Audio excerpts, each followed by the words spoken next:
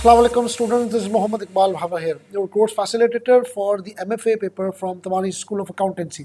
अच्छा, आज की तारीख में we are going to discuss another question of the yield curve जो कि आपकी स्टडी टेक्स्ट के अंदर गिवन है और स्टूडेंट्स ने कहा कि सर आप ये वाला क्वेश्चन भी सॉल्व करवा दें. So we are going to touch the last question of the yield curve और इससे मिलता जुलता एक सवाल आपके MCQs में भी आ चुका है, उसको भी आज की तारीख में हम देखेंगे ताकि हमारा yield curve कंप्लीट तरीके से यानी कि A to Z जो है वो कवर अप हो सके. तो आइए जी जरा स्टार्ट करते हैं इसको. रिक्वायरमेंट इसकी है calculate the price that the bond could be sold for. ठीक है जी, and this is the amount that the company could raise and then this is used to calculate the gross redemption yield to maturity and cost of debt. Actually requirement तो आपकी सिर्फ यही है कि आपने जो है वो price of the bond calculate करना है और आपकी एक रिक्वायरमेंट ये भी है इसके अंदर कि आपने बॉन्ड की बेसिस के ऊपर ग्रॉस रिडेम्पशन यील्ड कैलकुलेट करना है. ये थोड़ी सी डिस्क्रिप्शन दे दी है आपको अंडरस्टैंड करने के लिए. तो हमें पता है कि हम इसको किस तरीके से करेंगे. A company wants to issue a bond, और मैंने आपको बताया था पिछले हमारे यील्ड कर्व्स के पार्ट्स के अंदर कि जब भी कंपनी कोई बॉन्ड इशू करना चाहती है, तो वो उसकी वैल्यूएशन जानना चाहती है कि मैं किस रेट पे इशू करूँ. और जाहिर सी बात है वो इसके लिए हेल्प लेती है गवर्नमेंट की यील्ड्स की, और गवर्नमेंट की यील्ड्स हमें इस क्वेश्चन के अंदर गिवन है विथ मैच्योरिटी कि पहले साल की जो मैच्योरिटी है वो 3% है, दूसरे साल की मैच्योरिटी दूसरे साल की जो यील्ड है वो 3.5% है. वो बॉन्ड जो तीसरे साल में मैच्योर हो रहा है उसका है 4.2%, और वो बॉन्ड जो 4 साल की मैच्योरिटी रखता है उसकी यील्ड 5% है. ये आपको सेम रिस्क क्लास की जो गवर्नमेंट के इशूड बॉन्ड्स होंगे उससे डाटा मिलेगा, फाइनेंशियल प्रेस या मैगजीन से डाटा मिलेगा, और कंपनी उसको इस्तेमाल करेगी और ये देखेगी कि भाई मुझे बॉन्ड किस रेट में इशू करना चाहिए जो कि रिडीमेबल है एट पार पे इन 4 ईयर्स और 6% का जो है वो कूपन रेट पे कर रहा है. तो हमारे लिए सर ये कूपन रेट हो गया, ये हमारे लिए जो है वो टी हो गया यानी कि टाइम हो गया. ये हमारे लिए एट पार का मतलब ये हो गया कि भाई बॉन्ड की जो वैल्यूएशन है वो पार पे यानी कि 100 पे जो है वो रिडीम होगा. रिडीमेबल है तो IRR तो बहरहाल निकालना ही निकालना है, और हमारे पास कुछ यील्ड्स गिवन है. तो हमने क्या करना है सर, हमने जो है वो कुछ नहीं करना, हमने प्राइस ऑफ द बॉन्ड को मालूम करना है, कूपन रेट को, कैश फ्लोज को, टाइम हमें पता है, और हम क्या करेंगे, हम एक एक डिस्काउंट फैक्टर लेते रहेंगे और अपनी वर्किंग को करके रिवर्स जाके हम क्या करेंगे, प्राइस ऑफ द बॉन्ड निकाल लेंगे. यहाँ पे याद रखिएगा इस क्वेश्चन के अंदर मैंने आपको पहले ही बताया था टैक्सेशन गिवन नहीं है, बट अगर टैक्सेशन गिवन भी होता तब भी हम इसको इग्नोर कर देते क्योंकि valuation of the bond from the investor perspective usually ignores the taxation. तो हमें इन्वेस्टर के पर्सपेक्टिव से देखना है कि क्या बॉन्ड हम इशू करेंगे. तो आइए जरा इस सवाल को करते हैं. कैलकुलेशन मेरे पास हुई भी है, बट इस वीडियो को शॉर्ट करने के लिए मैं कैलकुलेशन परफॉर्म करने में टाइम जो है वो इन्वेस्ट नहीं करूंगा. आपने कैलकुलेशन परफॉर्म करनी है और आपने देखना है कि कैलकुलेशन में कोई प्रॉब्लम नहीं है. तो सर सबसे पहले हमने क्या करना है, इसका सोल्यूशन कर लेते हैं. हम यहाँ पे सोल्यूशन स्टार्ट करेंगे और हम यहाँ पे लेंगे ईयर्स. हमारे पास कितने ईयर्स हैं सर, हमारे पास 1 2 3 4. अच्छा, मैं ये इस तरह करूँगा, मैं अलग अलग क्यों लूँगा, मैं अलग अलग इसलिए लूँगा क्योंकि इंटरेस्ट रेट हर साल का अलग अलग है. अगर इंटरेस्ट रेट हर साल का सेम रहता तो मैं डायरेक्ट एन्यूटी लगा देता, मुझे कोई प्रॉब्लम नहीं होती. लेकिन चूंकि हर साल का इंटरेस्ट अलग अलग है तो मुझे यहाँ पर हर साल की कैलकुलेशन और हर साल का ब्रेकअप एग्जाम में भी लिखाना लाजमी है. सर पहले साल मेरा जो कैश फ्लोज है कूपन रेट मेरा कितना था, 6% है. कूपन रेट हमेशा नॉमिनल वैल्यू के ऊपर अप्लाई होता है, तो 6% ऑफ 100 इज 6. दूसरे साल मेरा क्या रहेगा सर, दूसरे साल भी 6, तीसरे साल 6, चौथे साल 6 नहीं रहेगा, चौथे साल आ जाएगा 106. 106 इसलिए क्योंकि 100 पार पे रिडीम भी हो रहा है और चौथे साल का भी इंटरेस्ट. तो ये हमारे पास क्या हो जाएगा सर, 106. तो ईयर 1 का 6, ईयर 2 का 6, ईयर 3 का 6 और ईयर 4 का 106. ये हमारे पास कैश फ्लोज आ गए. अच्छा, उसके बाद सर हम क्या करेंगे, उसके बाद हम अप्लाई करेंगे क्या, डिस्काउंट फैक्टर. अच्छा, पहले साल हमारे पास डिस्काउंट फैक्टर है 3%. इसका मतलब ये है कि हमारा जो डिस्काउंट फैक्टर अगर हम 3% पे करेंगे तो हमारा डिस्काउंट फैक्टर बन रहा है 0.971. ठीक है, यानी कि मैं -1 करूँगा, लूँगा 3% लेकिन -1 करूँगा. दूसरे साल मेरा जो डिस्काउंट फैक्टर है वो आ रहा है 3.5 और मेरे पास आ रहा है 0.934. यानी कि दूसरे साल में डिस्काउंट फैक्टर कौन सा लूँगा, दूसरे साल में डिस्काउंट फैक्टर लूँगा ये वाला 3.5, पावर लगा दूंगा -2 क्योंकि मैं दूसरे साल में हूँ. तीसरे साल में डिस्काउंट फैक्टर लूँगा 4.2, पावर लगा दूंगा -3 क्योंकि मैं तीसरे साल में हूँ. और मेरे पास आंसर आ रहा है 0.884, और चौथे साल के अंदर मैं डिस्काउंट फैक्टर लूँगा 5%, पावर लगा दूंगा -4, और मेरे पास आंसर आ रहा है 0.823। ये याद रखिएगा कि ये मैंने काम क्यों किया। ये मैंने काम इसलिए किया है क्योंकि मुझे हर साल का डिस्काउंट फैक्टर अलग अलग है। अगर एक ही डिस्काउंट फैक्टर होता, मैं एन्यूटी लगा देता, -3 कर देता, -4 कर देता, तो मेरे लिए ज़िंदगी आसान हो जाती। लेकिन चूंकि मुझे गवर्नमेंट के यील्ड से निकाल कर मार्केट वैल्यू निकालनी है, तो मैं अलग अलग मैच्योरिटी के साथ डिस्काउंट फैक्टर लूँगा। अब मैंने कुछ नहीं करना सर, अब मैंने इसकी प्रेजेंट वैल्यू ले लेनी है, और प्रेजेंट वैल्यू मेरे पास ईयर 1 की आ रही है कोई 5.83, ईयर 2 की मेरे पास आ रही है 5.60, ईयर 3 की मेरे पास आ रही है 5.30, ईयर 4 की मेरे पास आ रही है 87.21, क्योंकि इसके अंदर रिडम्पशन की अमाउंट भी शामिल है। मैंने क्या करना है सर, मैंने इन सबको सम कर देना है, और जब मैं इसको सम कर दूंगा तो मेरे पास आंसर आ जाएगा 103.94, और इसको मैं कहूँगा market value of the bond जिस पे कंपनी को अपना बॉन्ड इशू करना चाहिए। अच्छा, मज़े की बात क्या है? मज़े की बात यह है कि market value of the bond is higher than the par value, और higher than the par value आपका है, यानी कि 6%, सॉरी आपका 100 रुपये से ऊपर आ रहा है। यानी कि कंपनी ये बताना चाह रही है कि भाई जो यील्ड्स अवेलेबल है हमारे पास, उस पर जो हमारी बॉन्ड की जो वैल्यूशन निकल रही है, वो क्या निकल रही है सर? वो जो है वो बॉन्ड की पार वैल्यू ज़्यादा आ रही है। और टेक्निकली ज़्यादा भी इसलिए भी आनी चाहिए क्योंकि आपका जो कूपन रेट है 6% is higher than the last of the highest yield. यानी कि जो 5% यील्ड है, जो 4 साल की मेच्योरिटी में भी 5% मिल रहा है, उसका यील्ड भी आपके आज के करंट कूपन रेट से भी कम है। तो market value of the bond ज़्यादा ही आएगी, लोग प्रीमियम पे ख़रीदना चाहेंगे। So this is how you will be able to calculate the market value of the bond based on the different spot yields of the same risk class of the government bonds are available. ये अगर आपके पास सवाल आएगा, मेरे ख्याल से आप इसको easily क्रैक कर सकते हैं। ये हो गई रिक्वायरमेंट नंबर ए। अब अगर आपको एग्जामिनर कहता है कि भाई market value of the bond को इस्तेमाल करके आप कॉस्ट ऑफ डेट निकालो, जिसको हम ग्रॉस रिडम्पशन यील्ड भी कहते हैं, जिसको हम यील्ड टू मैच्योरिटी भी कह सकते हैं, जिसको हम lenders rate of required rate भी कह सकते हैं, जिसको हम इन्वेस्टर्स रेट ऑफ रिटर्न भी कह सकते हैं, जिसको हम कॉस्ट ऑफ डेट भी कह सकते हैं प्री टैक्स। अब वो कहता है अगर आप ये निकालो तो कोई मसले वाली बात नहीं है सर, हम इसको भी निकाल सकते हैं। अब हमारा फॉर्मूला क्या बन जाएगा, सॉरी फॉर्मेट क्या बन जाएगा सर? ईयर्स आ जाएगा, यहाँ पे सर आ जाएंगे कैश फ्लोज। अब चूंकि हमारे पास हमें IRR निकालना है, IRR trial and error approach से निकलता है, तो हमें क्या करना है सर? हमें वही एक पॉजिटिव एनपीवी का डिस्काउंट फैक्टर, एक नेगेटिव एनपीवी का डिस्काउंट फैक्टर, क्योंकि अब हमें IRR निकालना है। अब हमारे पास अवेलेबल क्या है? हमारे पास है सर 0। अब हम 0 से स्टार्ट करेंगे। अच्छा, अब मैं यहाँ पे क्या करूँगा, यहाँ पे अब चूँकि अब मेरे पास जो है वो डिस्काउंट फैक्टर सेम रहेगा, तो मैं यहाँ करूँगा सर 1 to 4 और यहाँ पर 4। तो 0 पे मेरे पास मार्केट वैल्यू आती है यूजुअली, जो कि हमारे पास आ रही है 103.94, ठीक है। और 1 से लेके 4 तक 6 रुपए का मुझे कैश आउटफ्लो होगा इंटरेस्ट की मद में, और चौथे साल जो है वो मेरा जो है वो 100 का वो होगा, what do we call is the redemption. अब मैंने यहाँ पे 106 इसलिए नहीं लिया क्योंकि मैंने 4th पे ऑलरेडी 6 ले लिया है, अदरवाइज मैं यहाँ पे 106 लेता। तो ये मेरे कैश फ्लोज हैं। अब मैंने जो है वो सर 4% पे जो है वो एक डिस्काउंट फैक्टर ले लेना है, और एक मैं 6% पे ले लेता हूँ, ठीक है। याद रखना है कि मैं जो भी डिस्काउंट फैक्टर लूँगा उसमें एक में पॉजिटिव एनपीवी आनी चाहिए और एक में नेगेटिव एनपीवी आनी चाहिए। अगर पहले अटेम्प्ट में 4% पे पॉजिटिव एनपीवी आ गई तो मैं क्या करूँगा, मैं डिस्काउंट फैक्टर को बढ़ाऊंगा ताकि एनपीवी नेगेटिव आए। मैंने आपको बताया था ना, इन्वर्स रिलेशनशिप है, higher the discount factor lower the NPV, lower the discount factor higher the NPV. तो यूजुअली मैं अपने स्टूडेंट्स को कहता हूँ कि आपने पहला जो परसेंटेज लेना है वो आप 5 ले लें, और उसके बाद अगर आपको लगता है कि पॉजिटिव एनपीवी बहुत भारी भरकम किस्म का एक अमाउंट आ गया है, तो फिर आपने 10 का जंप लगाना है ताकि नेगेटिव एनपीवी लाते वक्त आपको तीसरी अटेम्प्ट ना लगानी पड़े। तो जब आपके पास एक पॉजिटिव एनपीवी बहुत बड़ी आ गई है, अमाउंट बहुत बड़ा आ गया है, तो फिर आप एक 10 का जंप भी लगा सकते हैं, कि 5 ले लें और 15 ले लें, क्योंकि ट्रायल एंड एरर है। तो ये आपकी चॉइस होती है कि आपने पहला कौन सा लेना है और दूसरा कौन सा लेना है। तो तीसरी अटेम्प्ट लाने से बेहतर ये है कि पहली अटेम्प्ट या दूसरी अटेम्प्ट के अंदर ही आपने एक ऐसा डिस्काउंट फैक्टर ले लेना है जिसमें आपकी एनपीवी फॉर श्योर नेगेटिव आ जाए।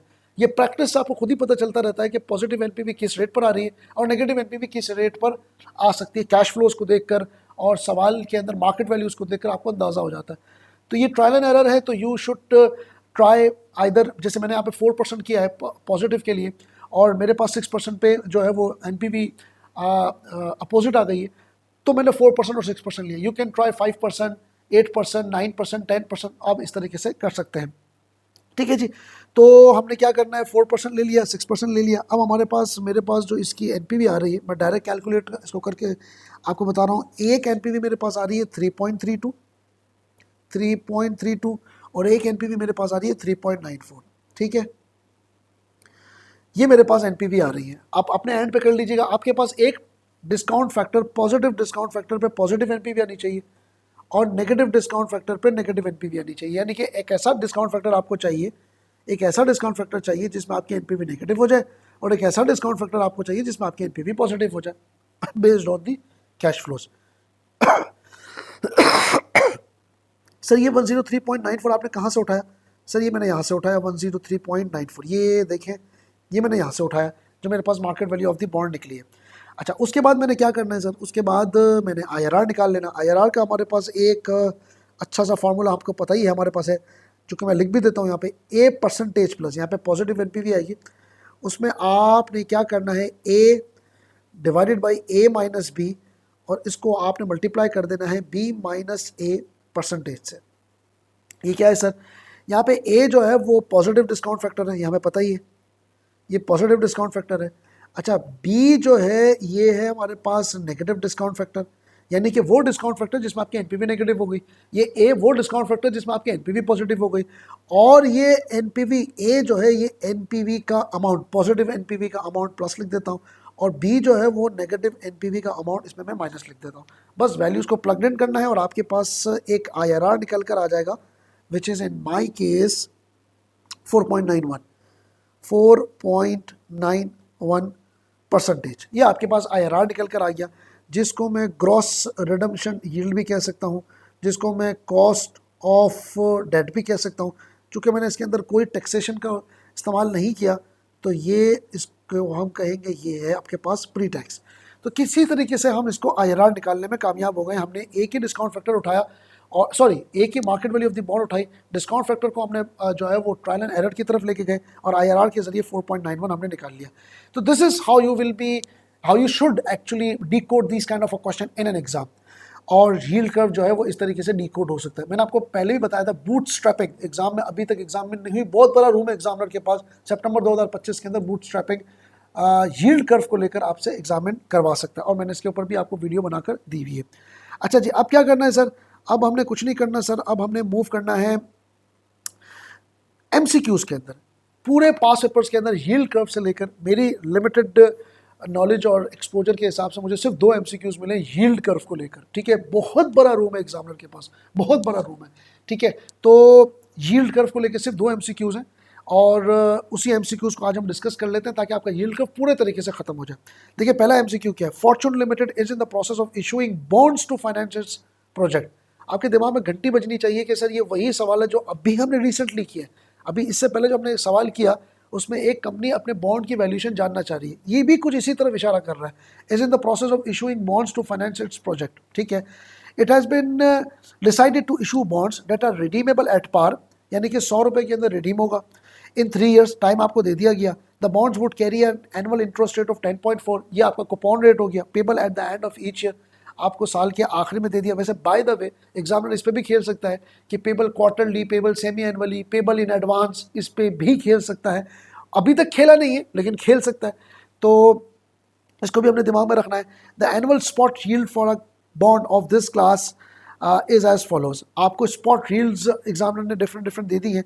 पहले साल की मेच्योरिटी पे यील्ड आपको 8%, दूसरे साल की मेच्योरिटी पे यील्ड आपको 9.5%, तीसरे साल की मेच्योरिटी पे यील्ड आपको 11%, चौथे साल की यील्ड पे आपको, चौथे साल की मेच्योरिटी पे आपको यील्ड दे दी है इसने 12.5%। देखिए, आपको सेम सवाल लग रहा है जो अभी हमने रिसेंटली किया, और इसने उठाकर एज इट इज, मतलब not actually the data but style of the question as it is उठाकर आपको इसने दे दिया। इसी तरीके से मैं आपको दोबारा रिपीट कर रहा हूँ, बूट स्ट्रैपिंग पेज नंबर 192 या 193 के अंदर डिटेल एग्जाम्पल के साथ गिवन है, उसको लाजमी पढ़ के आपने जाना है। एग्जामिनर ने उठाना है डाटा, थोड़ा बहुत चेंज करना है, शायद डाटा भी चेंज ना करे, क्योंकि वर्किंग कैपिटल के अंदर हमने ये देखा है कि एक ऐसा सवाल आया था जिसके अंदर मेरे ख्याल से डाटा भी सेम, मतलब थोड़ी बहुत वैल्यूज चेंज थी, एज इट इज सवाल कॉपी पेस्ट था। तो बूट स्ट्रैपिंग के अंदर भी एज इट इज सवाल उठकर आ सकता है, आपके 3 मार्क्स 4 मार्क्स 5 मार्क्स आप ही के हैं। तो स्पॉट रीड उसने दी हुई है। रिक्वायरमेंट क्या है कि the Fortune limited should issue bond at, MCQ का सवाल है किस पे इसको बॉन्ड इशू करना चाहिए, and the approximate discount of ₹1, approximate discount of ₹5, approximate premium of ₹1 या एट पार वैल्यू। वो कहता है भाई मतलब सवाल ये है कि भाई फॉर्चून लिमिटेड को जो है वो बॉन्ड इशू करना है, वो कितने पे इशू करें। ठीक है, अब इस सवाल को सॉल्व करते हैं और देखते हैं कि सवाल को सॉल्व करने के बाद हमारा आंसर क्या है। तो ये याद रखिएगा कि ये सवाल बिल्कुल सिमिलर क्लास का है। तो अब हमने क्या करना है सर, मैं थोड़ा सा इसको क्विक वे में करूँगा ताकि आसानी हो जाए। हमने सर उसी तरीके से इसकी प्रेजेंट वैल्यू निकालनी है। अच्छा, चूंकि ये एमसीक्यूज हैं तो आपको फॉर्मेट बनाने की ज़रूरत नहीं है, आपको फॉर्मेटिंग के मार्क्स नहीं मिलेंगे, आपको सिर्फ जो है वो करना है।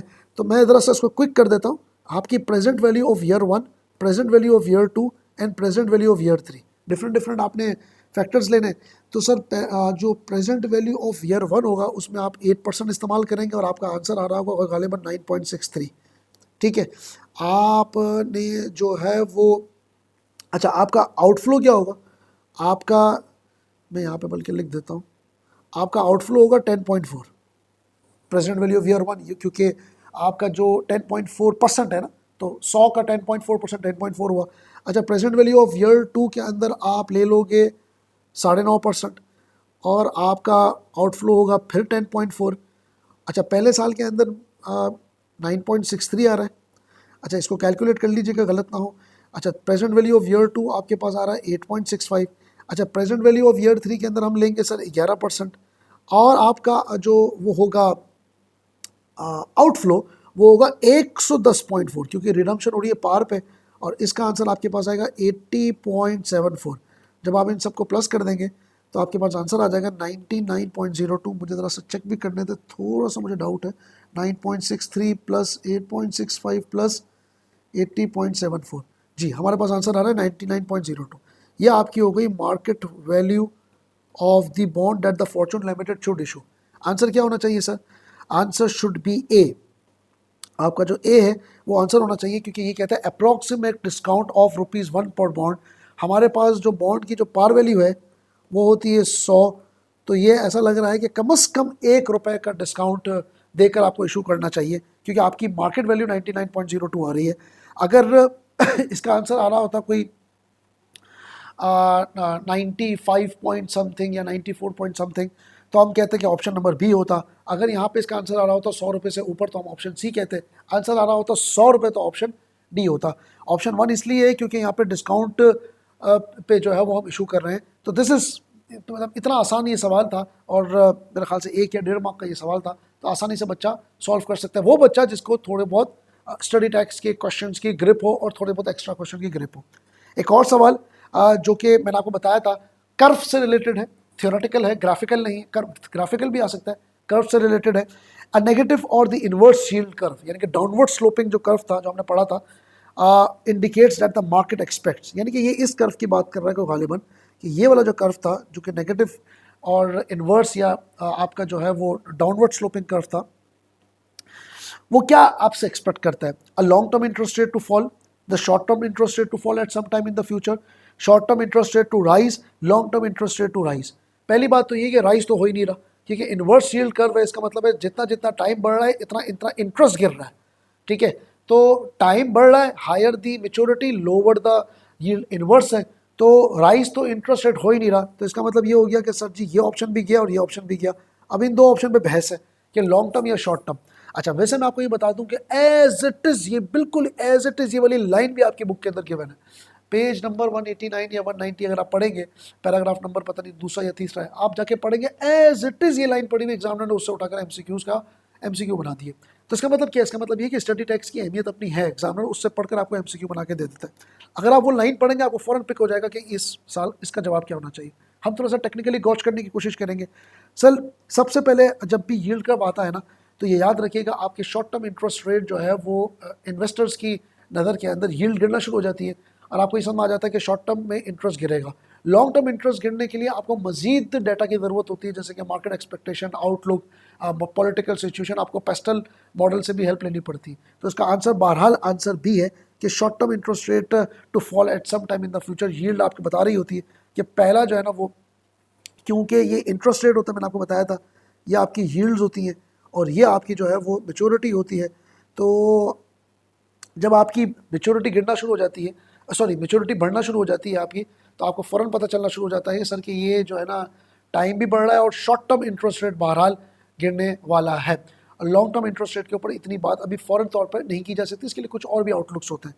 तो फौरी तौर पर इसका आंसर है कि short term interest rate fall करेगा, और ये आपकी बुक के अंदर भी बिल्कुल as it is line given है। So class that's it as far as the yield curve is concerned. हमने चार पार्ट्स बनाए, चारों पार्ट के लिंक्स आपको कमेंट बॉक्स के अंदर या कैप्शन के अंदर मिल जाएंगे। हमारी कम्युनिटी का लिंक भी आपको मिल जाएगा, ज्वाइन कर सकते हैं। उसके अंदर कुछ चीज़ें मैं शेयर करने वाला हूँ, आप लोगों के लिए बेनिफिशियल हो सकती हैं।